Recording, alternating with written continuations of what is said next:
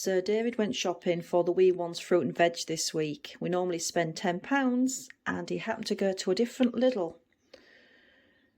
And he managed to fall on one of their £1.50 boxes of fruit and vegetables that are coming up to their best before date, or are past their best before date. And I can't believe what he got for £1.50. There is fruits upon fruits. There's cauliflowers, there's organic broccoli, there's potatoes, there's a bag of apples, there's a swede, or rutabaga, I think you call it in a lot of countries. There's a cauliflower.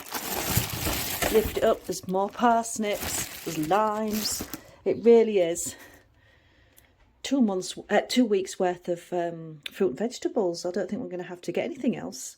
And apart from 2 bags of carrots at 50p each, that's £2.50 spent this week for the wee one. But we'll certainly be eating some of that fruit and vegetables too, because there's just too much to let waste. What a bargain. Definitely try different Lidls in your locale rather than just usual one. You may strike lucky with a Lidl box. I had to do a quick second video because underneath the other vegetables I showed you, there was also 3 big red peppers, a punnet of cherries, a mango, a packet of piccolo tomatoes, and a melon. The melon's feeling a little bit bruised, but we might be able to do something with it. But what a bargain. Made up this week with the fruit and veg. Because some of the root vegetables in the little box have started to turn a little bit, we're going to alter what's on the meal planner for this week.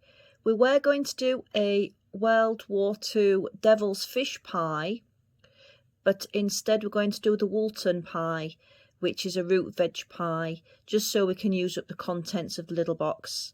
We're also going to make the clementines and the tangerines and the orange into marmalade. Hi, tonight's meal is Woolton Pie, which is a wartime recipe named after the Minister of Food at the time, and it's basically a vegetable pie. So we have washed and diced carrots, swede and parsnip, potatoes, because we're going to do a potato pastry topping. We're going to make the gravy using a stock cube, some onion, and we're going to thicken it up with the oats. So there, and salt and pepper to taste, obviously.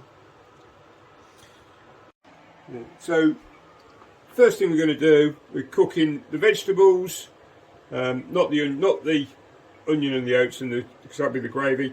Vegetables and the potatoes for about 25 minutes, because we need the potatoes to be in a mashable condition so we can make the pastry with them.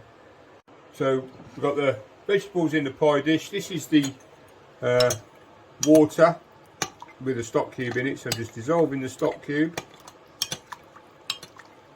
and then I'll be adding the onion and the oats into this to thicken this stock up a little bit.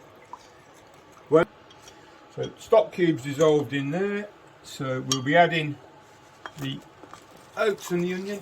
Just get them in there like that, give it a stir around and thicken it up a bit. We won't be adding any salt to the pie because there'll be salt in the stock cube, but I will be adding a little bit of pepper onto the vegetables, which I'm going to do now.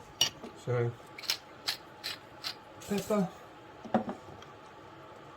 onion and oats and stock cube and all that good stuff going on in there.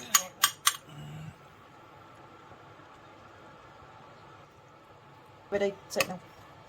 Yeah, so now I'm just going to mix this in a bit and then do a potato pastry top. Oh, without slopping too much of it all over the place. The finished pie with the potato pastry on the top. The link on the end of the video on how to do potato pastry, and this is going to go in the oven for about 25-30 minutes on a medium to medium high oven just to make sure everything's cooked through. And I may even be allowed to put a sprinkling of cheese on the top, or I may not.